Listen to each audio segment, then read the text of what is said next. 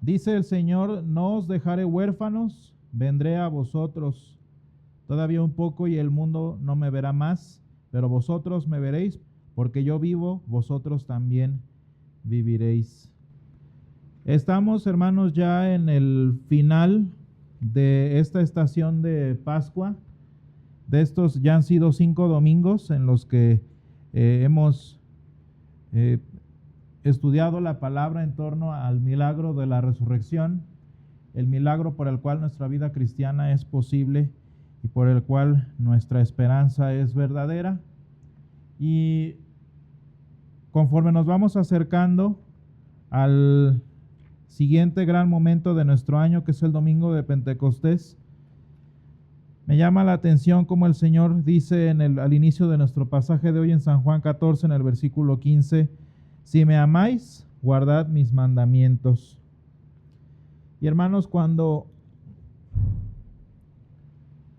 nosotros venimos al conocimiento de Dios, cuando en nosotros tiene lugar de manera personal, de manera privada, como se dice propiamente, de manera subjetiva, la salvación del Señor, hay una cosa interesante que el Señor presupone y espera de nosotros, y es que guardemos sus mandamientos. Y si se fijan ustedes, hermanos, esto sucede en torno a el amor de Dios. Evidentemente, como dice aquí el Señor, si me amáis, guardad mis mandamientos. Pero también en torno a esta promesa que de alguna manera también es parte del domingo de la estación de resurrección, que es que dice el Señor: no os dejaré huérfanos, sino que vendré a vosotros. Hablábamos en la semana en el estudio bíblico sobre qué es la santidad.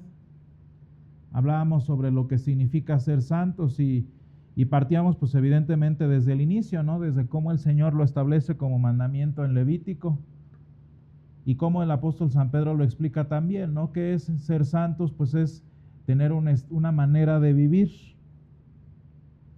una nueva manera de vivir, una forma de comportarse, una forma de ser, una forma de estar en este mundo. Eso es la santidad en el sentido, podríamos decirlo, activo. Sin embargo, decíamos, hermanos, y esto es importante para esta mañana, la santidad de la que también habla Levítico propiamente y de la que habla el Señor más a través de las epístolas de San Pablo, es esa santidad que no se ejerce, sino que se posee. Y hermanos, precisamente es esta santidad que se tiene, es esta santidad adjudicada a nosotros por los méritos de Jesús, a la que el Señor se refiere y por la cual Él nos llama suyos. Y decíamos, hermanos, porque justo se conecta con esto, lo triste que es que la mayoría de las personas lo entienden al revés. Que a través de esta manera de vivir, que a través de este ejercicio de los mandamientos del Señor y de su obediencia es que el Señor nos llama suyos, que el Señor nos entiende y nos percibe como propios.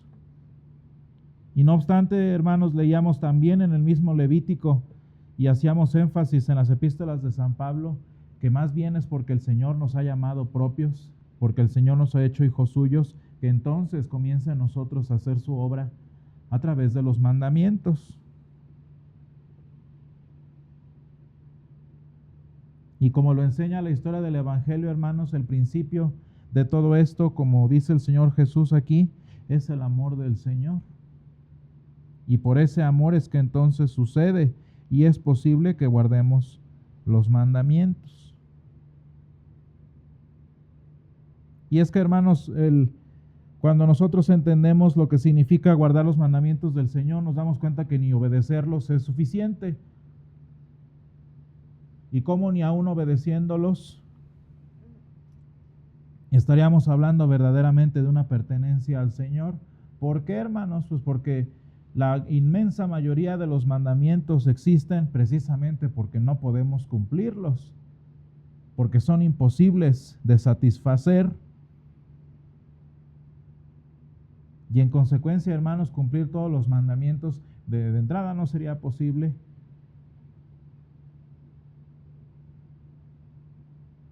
Y en segundo lugar, como hemos dicho varias veces, recordarán ustedes, simplemente estaríamos haciendo lo que se debe hacer.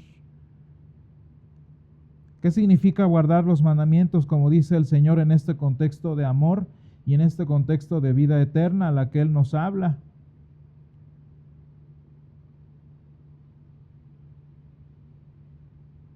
Me gusta la palabra que utiliza aquí en nuestra versión 1960, que dice guardar. ¿Por qué, hermanos? Pues porque lo que guardamos no es nada más lo que hacemos, sino lo que apreciamos y lo que valoramos.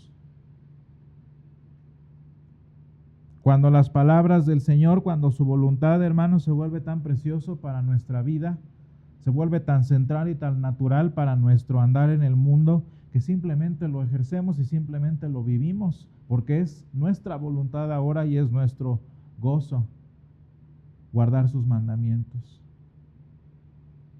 Vean, hermanos, como decía al principio yo, el contexto de estos mandamientos no es la ley, sino el amor. Porque precisamente, hermanos, decía yo, no es suficiente cumplir los mandamientos, sino que los mandamientos se vuelvan nuestra vida y los mandamientos se vuelvan nuestra propia voluntad. Es triste, hermanos, pero lo que nosotros reconocemos cada domingo y cada confesión de pecados es que los mandamientos del Señor, pues de pura entrada no los podemos cumplir. Que evidente, innegablemente, hermanos, no podemos satisfacerlos. Imagínense ustedes entonces qué sería de nosotros si de verdad el Señor dijera que a través de guardarlos y a través de ejecutarlos, entonces seríamos hijos suyos. No habría hijo suyo más que nuestro Salvador.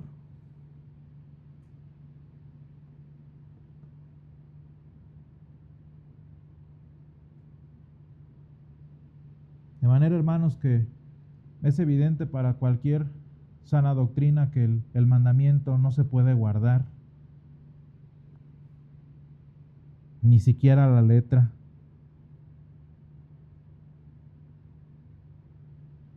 Y no obstante, hermanos, cuando nosotros confesamos nuestros pecados, cuando nosotros venimos al Señor, cuando reconocemos por su misma palabra que es imposible que los cumplamos, estamos guardándolos, porque es esa voluntad que el Señor expresa en contra de nuestras acciones la que nos hace que nosotros también entonces nos demos cuenta de que eso que estoy haciendo está mal. Hermanos, hablando de milagros, uno de los milagros que debe suceder en nuestra vida más constantemente es que nosotros mismos denunciamos nuestra vida y nosotros mismos la presentemos delante del Señor. Porque en ese momento verdaderamente, hermanos, el mandamiento ha dejado de ser del Señor nada más y se ha vuelto nuestra voluntad, que lucha en contra de la voluntad de la carne, como dice San Pablo en Romanos. Qué hermoso es, hermanos, llegar a esa condición espiritual de San Pablo, en donde la ley del Señor ya no es nada más una agonía para él, sino es su molestia en contra de su propia carne. Ya no es él poniendo excusas, ya no es él tratando de librar su falsa justicia, sino él reconociéndola, él habiendo hecho propia la voluntad de Dios, reconociendo entonces la maldad que mora en él, como dice en Romanos. Qué hermoso, hermanos, llegar a este punto en nuestra madurez espiritual en el que el mandamiento del Señor ya es nuestro estándar de vida, ya es nuestra forma de vivir y nuestra forma de entendernos a nosotros mismos.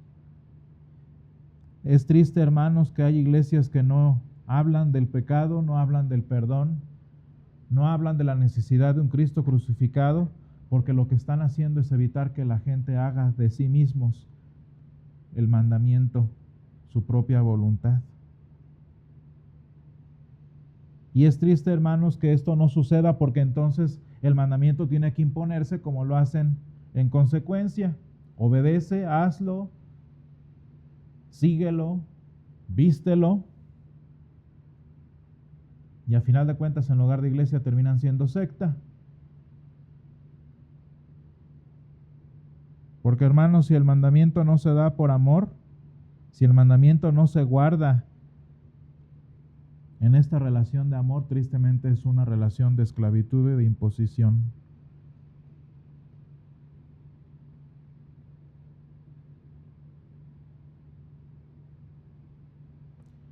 Y decía yo que este es un milagro, hermanos, porque es imposible.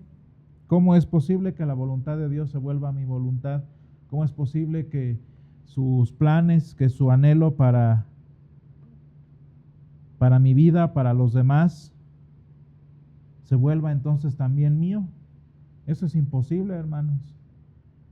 ¿Cómo logro doblegar mi voluntad? ¿Cómo logro doblegar mis intereses, mis pasiones, para llegar hasta sustituirlos por los del Señor?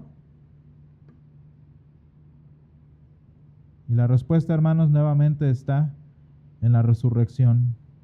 Dice el Señor en el versículo 19, porque yo vivo, vosotros también viviréis.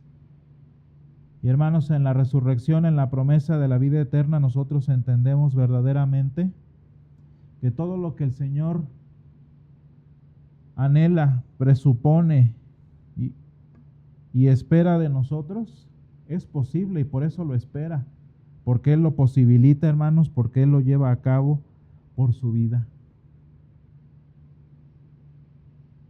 ¿Cómo es posible entonces dejar de lado nuestra voluntad muerta, dejar de lado nuestras pasiones de muerte? Pues porque Cristo vive.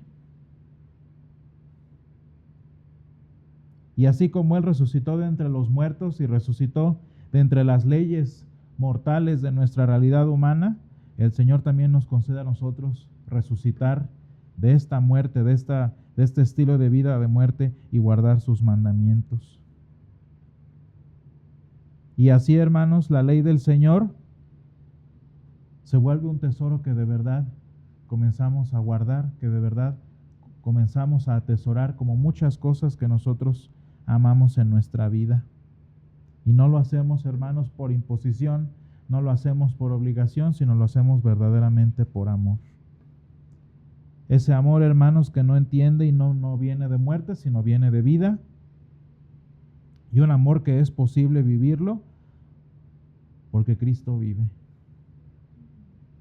Gracias, Señor, te damos porque tu Hijo vive, y porque Él vive, nosotros también vivimos.